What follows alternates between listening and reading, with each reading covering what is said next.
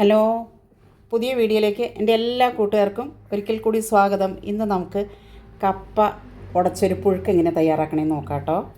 എല്ലാവർക്കും അറിയാം, എൻ്റെ കയ്യിൽ 2 കപ്പ ഇരിപ്പുണ്ടായിരുന്നു. അപ്പോൾ കപ്പ നമുക്ക് ആവശ്യത്തിന് ഉപ്പും മഞ്ഞൾപ്പൊടിയും ചേർത്ത് നമുക്ക് കുക്കറിൽ അടച്ച് വെച്ച് വേവിക്കാം കേട്ടോ. കപ്പ വേവും, എന്നാലും നമുക്ക് ഒന്ന് കുക്കറിൽ വയ്ക്കാം. അവിടെ ഇരുന്ന് നമ്മുടെ കപ്പ എന്തായി നോക്കാം കേട്ടോ. കണ്ടോ, കപ്പ നല്ല സൂപ്പറായിട്ട് വെന്തിട്ടുണ്ട്. നമുക്കിത് ഇതിന് വേണ്ട തേങ്ങയുടെ കൂടെ പച്ചമുളക്, ഒരു 3 പച്ചമുളക് എടുത്തിട്ടുണ്ട് ഞാൻ.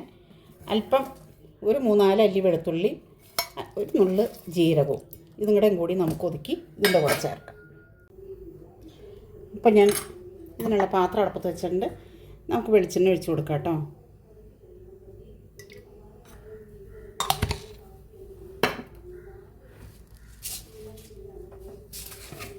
കടുക് ഇട്ട് കൊടുക്കാം.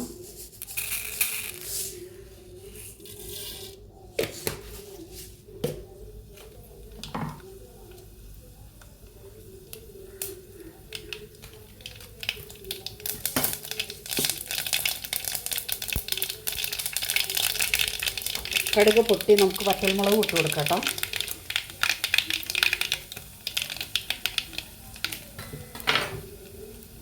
ഉള്ളി, എരിവിന് ആവശ്യമുള്ള പച്ചമുളക് നമ്മൾ ചേർത്തിട്ടുണ്ട്. അപ്പോൾ പിന്നെ മുളകിൻ്റെ ആവശ്യമില്ല കേട്ടോ. അപ്പം ഞാനത്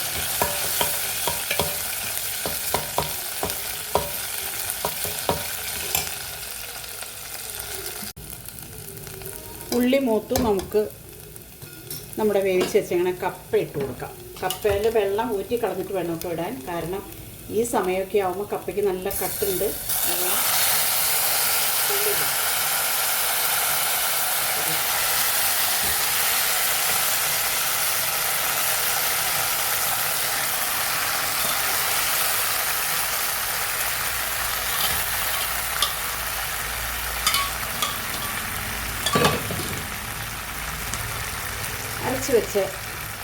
അരച്ചില്ല, ഒതുക്കി വെച്ചേക്കുന്ന തേങ്ങ നമുക്കിട്ട് കൊടുക്കാം.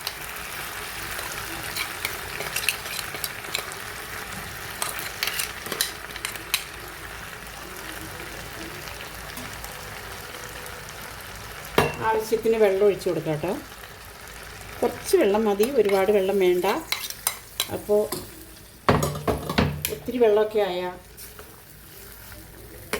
ചാറധികാവില്ലേ. നമ്മൾ കുഴച്ചെടുക്കല്ലേ എടുക്കണം. അപ്പോൾ പിന്നെ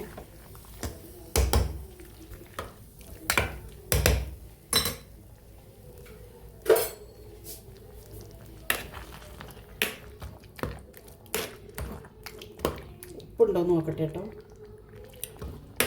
ലേശം ഉപ്പിൻ്റെ കുറവുണ്ട്, ഉപ്പിട്ടു. ഉപ്പിട്ടായിരുന്നു കപ്പയിൽ വേവിച്ചായിരുന്നു, പക്ഷേ ലേശം ഉപ്പിൻ്റെ കുറവുണ്ട്.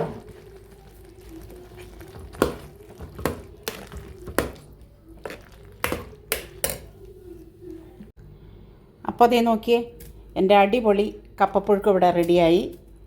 കണ്ടോ, എൻ്റെ വീഡിയോ എല്ലാവരും ഇഷ്ടപ്പെട്ട ഷെയർ ചെയ്യുക, ലൈക്ക് ചെയ്യുക, സബ്സ്ക്രൈബ് ചെയ്യുക.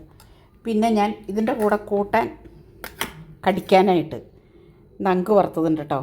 കണ്ടോ, ഈ നങ്ക് വറുത്തതും കൂട്ടി നമുക്ക് ഈ കപ്പപ്പുഴുക്ക് കഴിക്കാമല്ലോ. അപ്പോൾ എല്ലാവരും എൻ്റെ വീഡിയോ ഇഷ്ടപ്പെട്ട ലൈക്ക് ചെയ്യുക, സബ്സ്ക്രൈബ് ചെയ്യുക.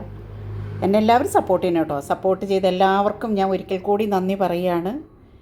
ഓക്കേ, മറ്റൊരു വീഡിയോ ആയിട്ട് വരുന്നവരേക്കും എല്ലാവർക്കും ടാറ്റാ, ബൈ.